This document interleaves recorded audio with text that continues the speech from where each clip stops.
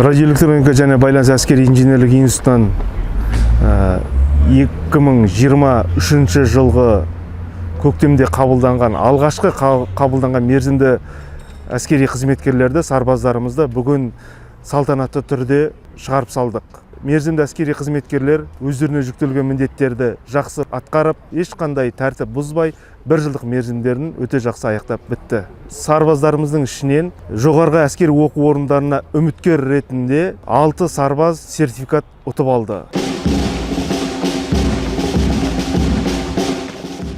Біз бүгін отан алдындағы борышымызды өткеріп, үйге қайтқалы отырмыз.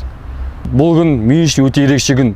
Себебі мен Астана қаласы Сәкен Сейфуллин атындағы Қазақ агротехникалық университетіне оқуға түсуге мүмкіндік алдым. Сонымен қатар Қорғаныс министрлігіне осындай мүмкіндік берген үшін алғысым шексіз.